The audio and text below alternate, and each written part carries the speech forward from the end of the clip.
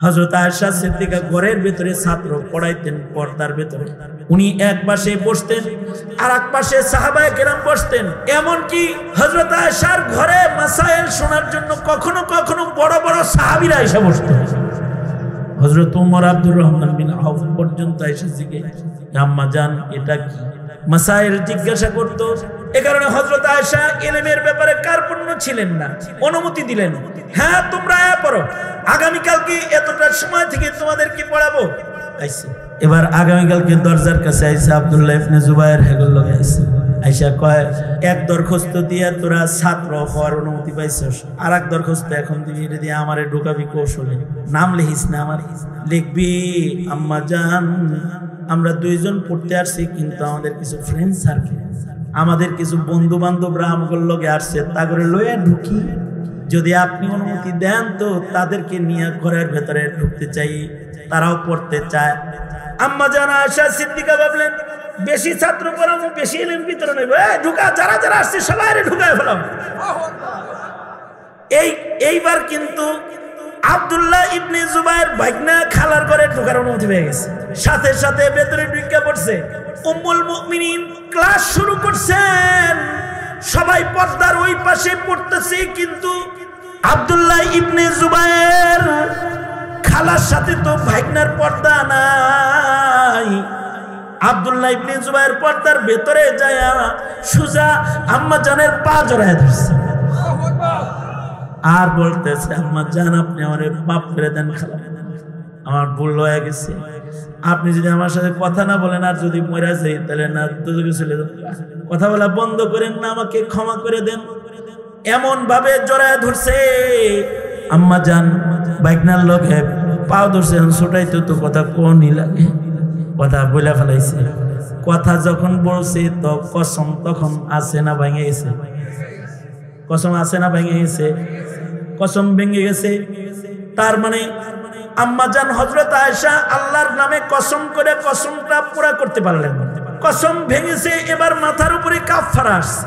আম্মা জান হযরত আয়েশার তাকওয়া কত, আমি তাকওয়া বোঝানোর জন্য বলতেছি, আল্লাহ কেমন পবিত্র মানুষে আগে জান্নাত দিবে, সাহাবীদের আগে জান্নাত এমনি না, তারা গুনাহ তো করে নাই, আমরা তো গুনাহ কইরা তওবা করতে পারি না, গুনাহ করছে কিন্তু মুখ দিয়ে বলে না আস্তাগফিরুল্লাহ, আল্লাহ মাফ চাই, এটা কয় না। আর হযরত আয়েশা কসম ভাঙার পরে উনি সাথে সাথে সেই জমানায় দাসীর আমল ছিল, হযরত আয়েশা সিদ্দিকা সাথে সাথে একটা গোলাম কিনা আজাদ করলেন। ওনার দিল ঠান্ডা হয় না, আল্লাহ যদি মাফ না করে আবার কিনা গোলাম কিনা আজাদ করলেন, আবার আজাদ করলেন। এইভাবে এক কসমের কাফারার বিনিময় এক গোলাম আজাদ করলেই হয়, কিন্তু আল্লাহর ভয়ে আম্মা জান 40টা গোলাম আজাদ করেছে। আর তুমি 1000 বার গুনাহ করে একবার ইস্তেগফার করতে পারো, একটি কবিরা গুনাহও যদি হয় তাকেও ফেরেশতারা ঘৃণা করে। একটি কবিরা গুনাহও যদি কারোর সাথে থাকে, একটা কবিরা গুনাহ দোজখের আগুনে পড়ার জন্য যথেষ্ট। কারোর চোখের কোনায় যদি একটু কেতর থাকে তাহলে তারা ঘৃণা করে। বউ বলবে মুখ দিয়ে হবে, তোমার চোখের কোনায় ময়লা দেখা যায়, এটা সাফ করো, তারপরে কেমন লাগে, ঘৃণা ঘৃণা লাগে, নাক ছিটকা। আর যদি গায়ের ভিতরে গোবর থাকে, ময়লা থাকে, তাই তো কাম সারছে, তাহলে আগে বাথরুমে ঢুকো, পরে ঘরে ঢুকো, আগে দাও, গোসল করো, নিজেরে সাফ করো, তারপরে বিছনায় আসো, ঘরে আসো। আল্লাহর জান্নাতের বিছনা আপনার বউর বিছনার চাইতে তো কম দামি না। আপনার আমার বিবির ঘরের চাইতে আল্লাহ পাকের জান্নাতের ঘর কম দামি ঘর। মালা আইনুন রাআত ওয়ালা উযুনুন সামিআত ওয়ালা খাতারা আলা কলবি বাশার। দুনিয়ার বাসর কল্পনা করা যায়, কিন্তু জান্নাতের বাসর কল্পনা করার না। জান্নাতের ঘরটা এত সুন্দর যে কোনো চোখ ওটা চোখে দেখে নাই, কোনো কোনো কানে শুনে নাই কোনোদিন তার বর্ণনা, এমনকি কোন আর্কিটেকচার তার ডিজাইনের মধ্যে জান্নাতের সৌন্দর্য আঁকতে পারবে? জোরে বলেন, আরো জোরে বলেন। এত সুন্দর জান্নাতের ভেতরে নাপাক নিয়ে কি ঢোকা যায়? এই জন্যেই সাহাবায়ে কেরামের কোন গুনাহ হইলে আমাদের মতো গুনাহ মাথায় নিয়ে ঘুরে বেড়াইতো। কে না জানে যে মাহফিলে বসলে আল্লাহ গুনাহ মাফ করে দেন? সবাই জানে না? ছোটকাল থেকে ওয়াজটা শুনতেছে যে মাহফিলে গেলে আল্লাহ পাক সব গুনাহ ধুইয়া দেয়। আল্লাহু আকবার, জোরে করে বলেন আল্লাহু আকবার। যে জানার পরেও বহু মানুষ এই বাজারেই আছে যারা এহানা ঠিক না, আছে না? নেই, আছে না? তার জীবনে তার কবিরা গুনাহগুলা ধৌত করার চাহিদাই তার জন্মায় না। তার গুনাহের নাপাক গুলা আমলনামার থেকে নামাইবার মতো পরিকল্পনা তার আসে না।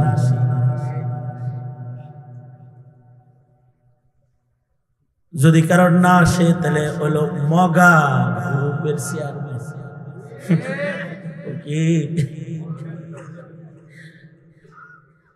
আর আমাদের মধ্যে আর সাহাবীদের ভেতরে ব্যবধান হলো এটাই বড় ব্যবধান।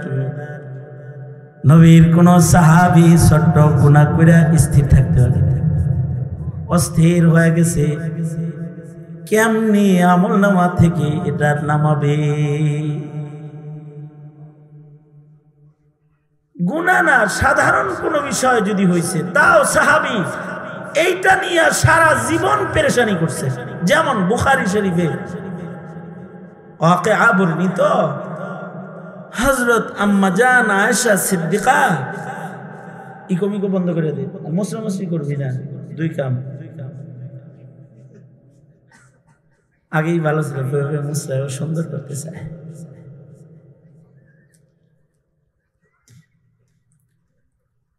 আম্মা জান হযরত আয়েশা সিদ্দিকা রাদিয়াল্লাহু আনহা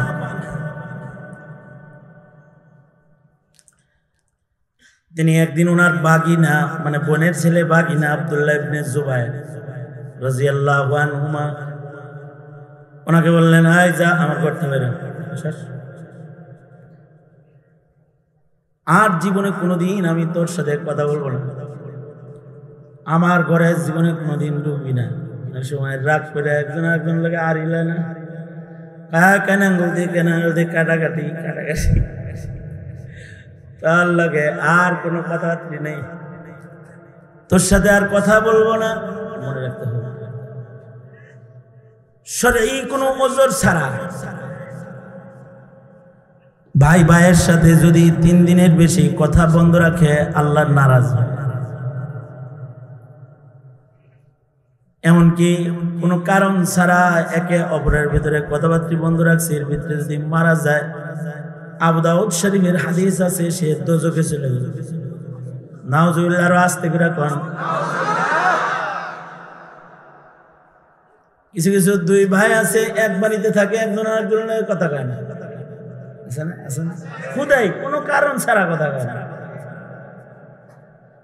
কিছু কিছু স্বামী স্ত্রী আছে, এরা যখন ইলেকশনে দাঁড়ায় তখন কথা কয় না। ইলেকশন বুঝে ইলেকশন, হ্যাঁ, ঘরের ভেতরে যখন কাজে লাগে তখন দুই পার্টি হয়ে যায়, একজন আওয়ামী লীগ আর একজন বিএনপি। কয় পোলা অন্য কিছু ভাগ যোগ হয়ে যায়, কিছু আওয়ামী লীগে যায়, কিছু বিএনপি। এই ইলেকশন যখন চলতে থাকে তখন ইলেকশনের সময় অনেক লম্বা হয়। আর মহিলাদের একটা খাসিলত আছে, জামাইয়ের লোকে যখন ইলেকশনে দাঁড়ায় তখন তারা খুবই ইবাদত করে, দিনের বেলায় রোজা রাখে, রাতের বেলায় নামাজ পড়ে, কোরআন শরীফ পড়ে, জিকির করে, আর তাসবিহ তুলে।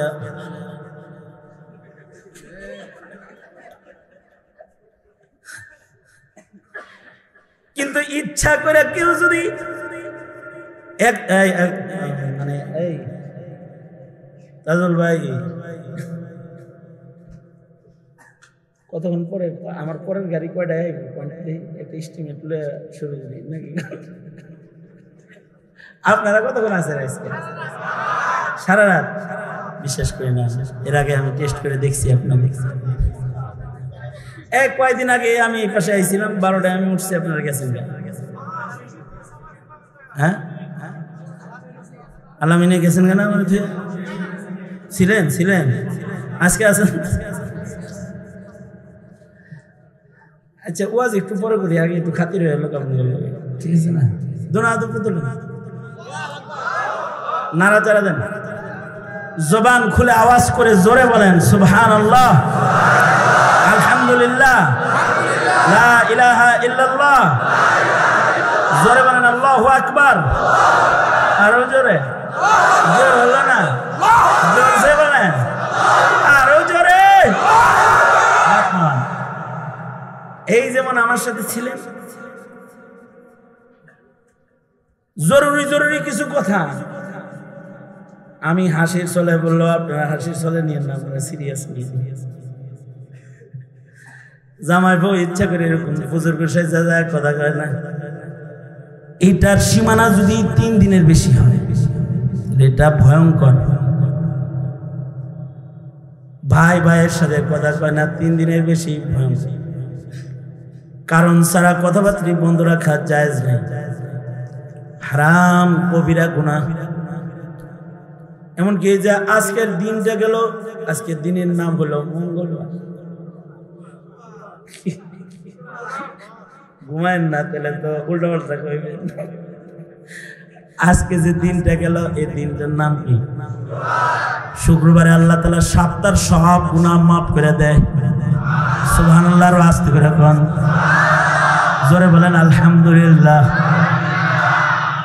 ইয়াউমুল জুমাতে আল্লাহ তাআলা সপ্তাহের গুনাহ বান্দার মাফ করে দেয়, কিন্তু একটু সবার ফাইল জমা নিয়া মাগফিরাত সিল মারো, কিন্তু কয় এই ওই দুইটারে দিস না, দুইজনের ভিতরে ভেজাল আছে। এরা দুইজন যেহেতু একজন আর একজনের ক্ষমা করতে পারতেছে না, এরা দুইজন যেহেতু একজন আর একজনের ছাড় দিতে পারতেছে না, এরা দুইজন যেহেতু মিলতে পারতেছে না, একজন আর একজনের প্রতি দয়াদ্র হইতে পারতেছে না, অগর ক্ষমা হবে না, অগর ফাইলটা আটকায় থাকবে। এমনকি 3 দিনের বেশি হয়ে গেলে ইবাদত বন্দি উপরে যায় না। আরো কত কত ভয়ঙ্কর কথা আল্লাহ রাসূল বলেছেন, বিনা কারণে কেউ কারোর সাথে কথাবার্তা বন্ধ করা যাবে। জোরে আওয়াজ করে বলেন, এটা কেডা লিখছে?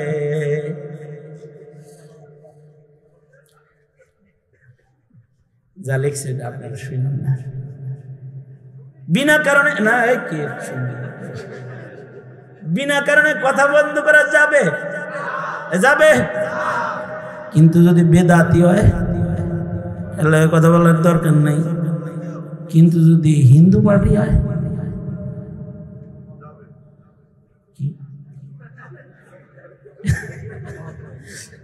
হিন্দুর দল করে, মনে করেন ভারত করে, এই মোদি পার্টি, কথা বলা যাবে?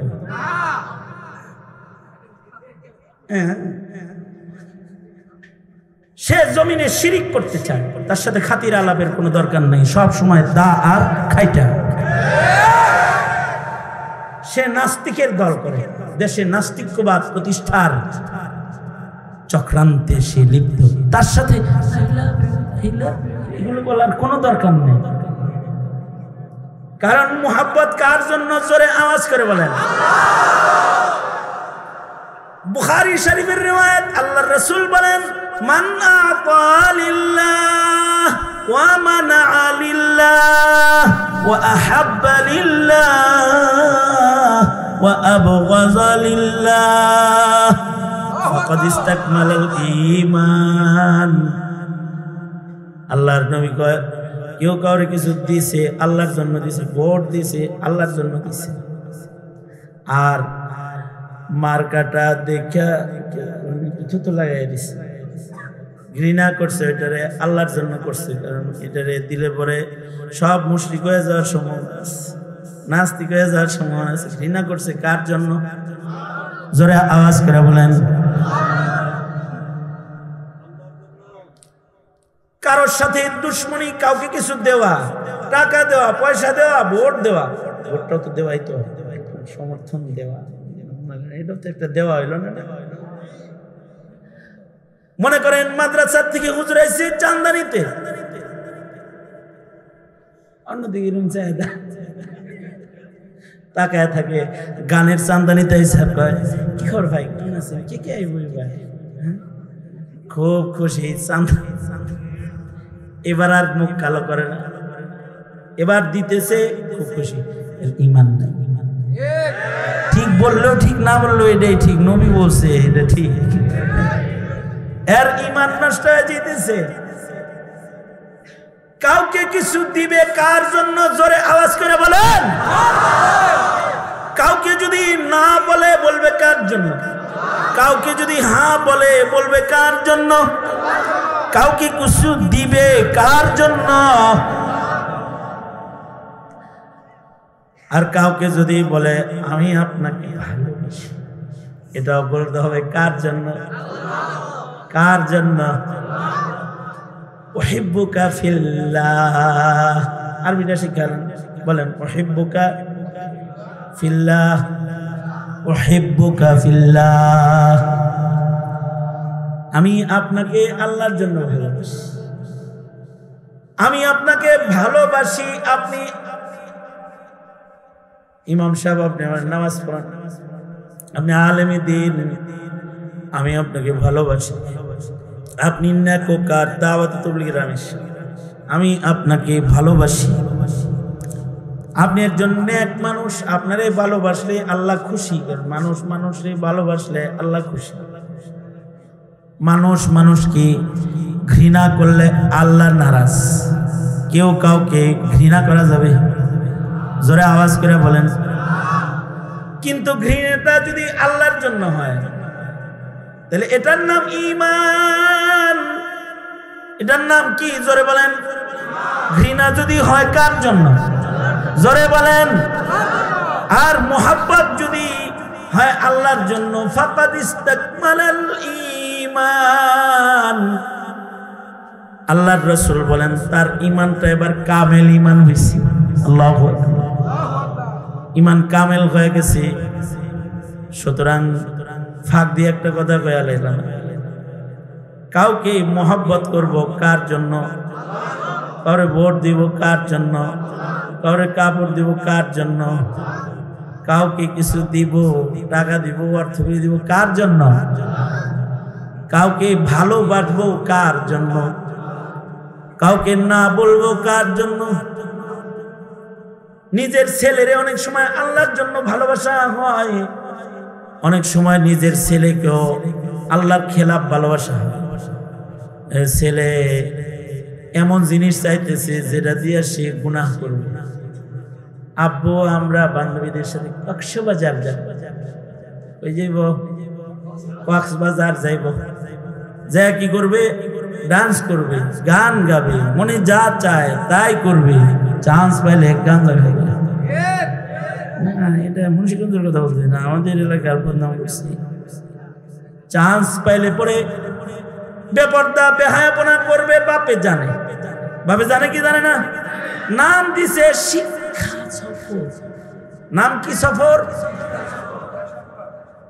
আসলে এগুলো শয়তানি আয়োজনে গেছে। যা হবে সব শয়তানি আয়োজন হবে। বাপ জানে, জান্না শুনে যাও যাও যাও। এই ভালোবাসাটা এটা ইমানের খেলাফ ভালোবাসা। জোরে আওয়াজ করে বলেন ঠিক না? ঠিক জোরে বলেন। আর যদি কারোর সাথে রাগ করে, ছেলে তাবলীগে যেতে চাইছে, হে রাগ করে, ছেলের নামাজ পড়ে রাগ করছে, হে দাড়ি কাটে, ছেলে দাড়ি রাখছে, বাপে ছেলের উপরে রাগ। এমন ছেলেও পাওয়া যায়, এমন বাবাও পাওয়া যায় যে ছেলে দাড়ি রাখছে, দিন বুঝে ফেলাইছে, ছেলে দাড়ি রেখেছে, বাপ নারাজ। হে যে খালি উল্টা মানে। এই মোহাব্বতটা এটা কমছে, শয়তানরে খুশি করতেছে। এই মোহাব্বত গুলা আসলে মানব জীবনের সব মোহাব্বত হবে লিল্লাহ ফিল্লাহ। কারোর সাথে কথা বন্ধ রাখলেও লিল্লাহ, কারোর সাথে কথা বলবো তাও লিল্লাহ। এখানে যার তার সাথে কথা বন্ধ করতে নাই, কিন্তু হযরত আয়েশা সিদ্দিকা উম্মুল মুমিনিন তিনি আব্দুল্লাহ ইবনে জুবায়েরের মতো সাহাবী, নিজের ভাগিনা, তাকে বলতেছে তোর লগে আরই কথা কম নেই। শুধু কথা কম না তা না, আমার ঘরে কোনোদিন তুই আসবি না, কখনো আমার ঘরে তুই আসবি না, যা বেরিয়ে যাবে। স্বাভাবিক কায়দায় বলে নাই, কসম করে আলাইছে, আল্লাহর কসম নজর মানলাম, জীবনে তোর লাগে কথা কম না। কসম যখন করেছে তখন তো আবার অজীব হয়ে গেছে। কসম পুরা করা কি? জোরে বলেন, কসম পুরা করা কি? কেউ যদি কসম পুরা করে তাহলে কসম পুরা করা ওয়াজিব হয়ে যায়। কসম ভাঙলে, আল্লাহর নামে কসম করে কেউ কসম ভাঙলে আল্লাহ নারাজ হয়। এ কারণে কসম করে কেউ যদি কসম রাখতে না পারে তাহলে কাফারা দিতে হবে। আয়েশা সিদ্দিকা তো কসম করে ফেলাইছে, তার মানে আব্দুল্লাহ ইবনে জুবায়ের রে ঘরে ঢুকতে মানা করছে, কথা বলতে মানা করছে, কসম করে মানা করছে। আব্দুল্লাহ ইবনে জুবায়ের কোনোভাবে ঘরে যাইতেও পারে না, খালার কাছে মা পৌঁছে যাবে, ঘরে ঢুকাইতো নিষেধ। কিন্তু আব্দুল্লাহ ইবনে জুবায়ের একটা চালাকি করছে, বুখারীতে আছে, চালাকি করছে। দুইজন বন্ধু রেডি করছে, আনসারী দুই ফ্রেন্ড রেডি করছে।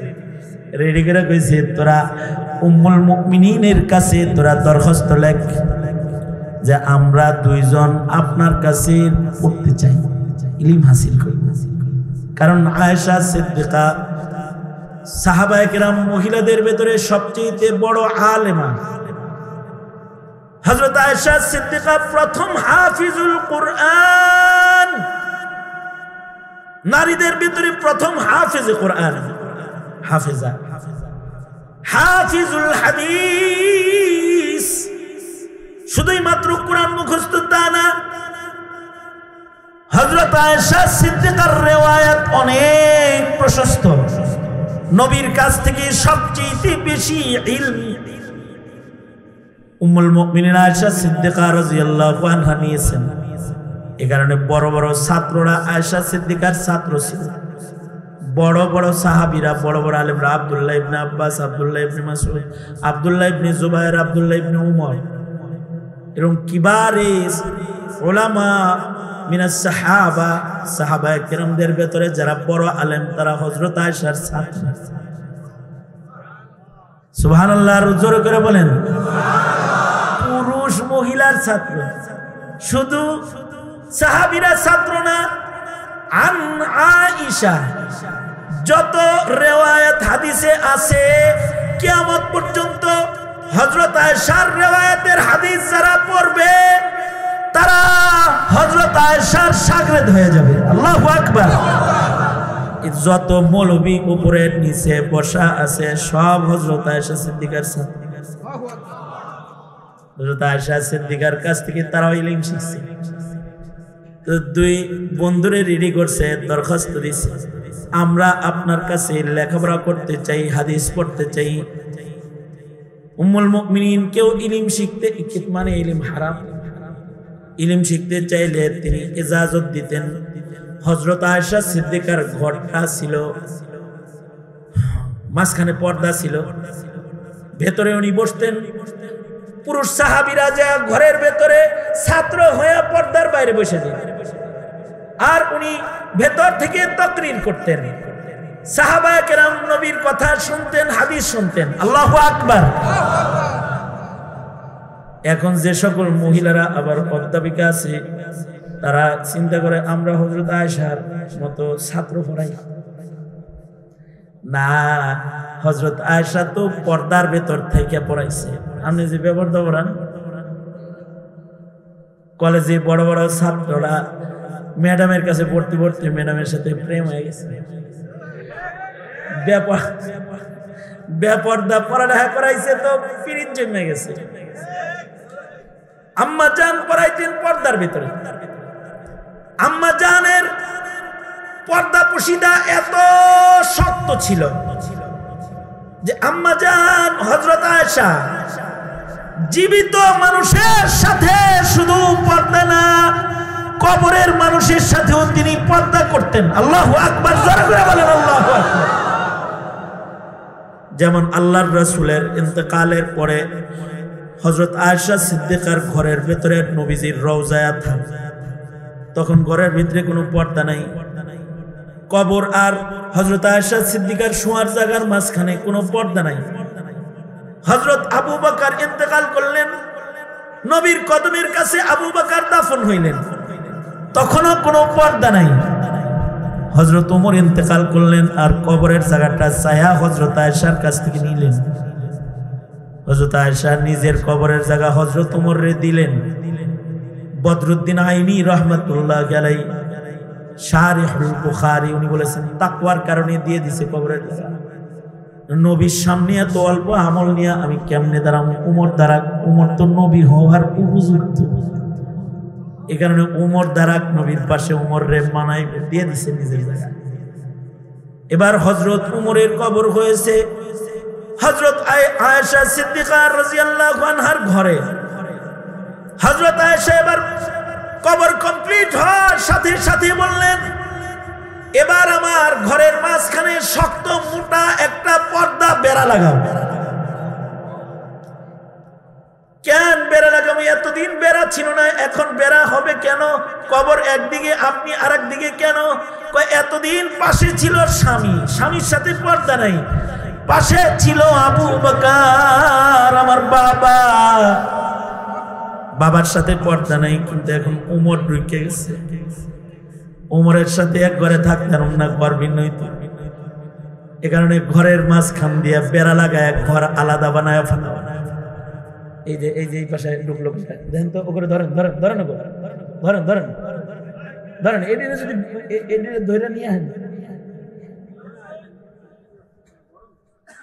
চিন্তা করছেন? ওরা মনে মনে কইতেছে হুজুর আমাকে কি দাওরা নিতে দিল। এত আওয়াজের ভিতরে ওরা এসে কি করতে? গাঁজা খাইতে, সিবার ভিতরে ঢুকছে। ভিতরে সর, এদিকে মহিলা প্যান্ডেল আছে নাকি? হ্যাঁ, কাম হয়েছে তো। কইব যে আমার মাহরাম মহিলা ভিতরে আছে, খবর নিতে আইছি।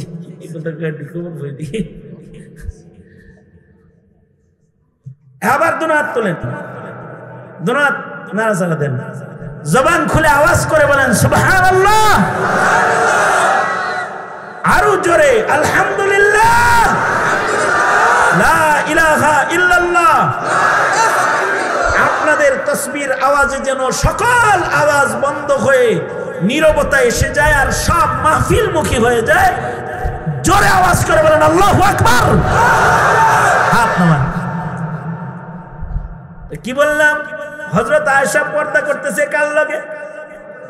উমরের লগে। কি জীবিত উমর না মৃত উমর? এটাকে বলে শরীয়তে ইসলামে পর্দার বিধান। এত সতর্ক থাকতে হবে। হযরত আয়েশা সিদ্দিকা ঘরের ভেতরে ছাত্র পড়াইতেন পর্দার ভেতরে। উনি এক পাশে বসতেন আর এক পাশে সাহাবায়ে কেরাম বসতেন। এমনকি হযরত আয়েশার ঘরে মাসাইল শোনার জন্য কখনো কখনো বড় বড় সাহাবীরা এসে বসতেন।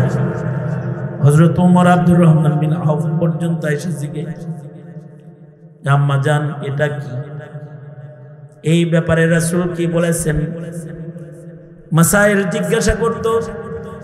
এ কারণে হযরত আয়েশা ইলমের ব্যাপারে কার্পণ্য ছিলেন না, অনুমতি দিলেন, হ্যাঁ তোমরা আয়া পড়ো, আগামীকালকে এতটার সময় থেকে তোমাদেরকে পড়াবো। আইছে এবার আগামীকালকে দরজার কাছে আইছে আব্দুল্লাহ ইবনে জুবায়ের, হেগল লগে আইছে। আয়েশা কয়, এক দরখাস্ত দিয়া তোরা ছাত্র হওয়ার অনুমতি পাইছস, আর এক দরখাস্ত এখন দিবি, এটা দিয়ে আমারে ঢোকাবি কৌশলে। নাম লিখিস না আমার, লিখবি আম্মা জান আমরা দুইজন পড়তে আসছি, কিন্তু আমাদের কিছু ফ্রেন্ড সার্কেল, আমাদের কিছু বন্ধু বান্ধবরা আমাদের লগে আসছে, তা করে লইয়া ঢুকি।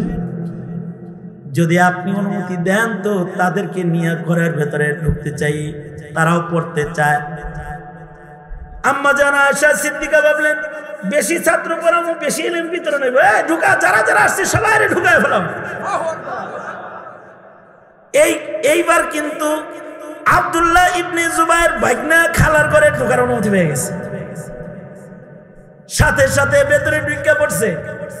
উম্মুল মুমিনিন ক্লাস শুরু করছেন, সবাই পর্দার ওই পাশে পড়তেছে, কিন্তু আব্দুল্লাহ ইবনে জুবায়ের খালার সাথে তো ভাগনার পর্দা নাই।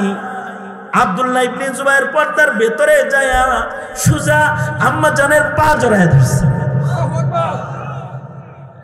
আর বলতেছে, আম্মা জান আপনি আমার মাফ করে দেন, খালা আমার ভুল হয়ে গেছে, আপনি যদি আমার সাথে কথা না বলেন আর যদি মরে যাই তাহলে না দুজকে চলে যাবে, কথা বলা বন্ধ করেন না, আমাকে ক্ষমা করে দেন।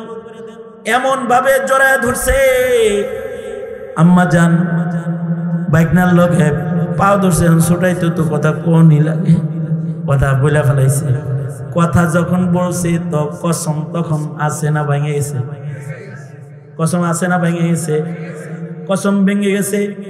তার মানে আম্মা জান হযরত আয়েশা আল্লাহর নামে কসম করে কসমটা পুরা করতে পারলেন, কসম ভেঙেছে। এবার মাথার উপরে কাফারা আসছে।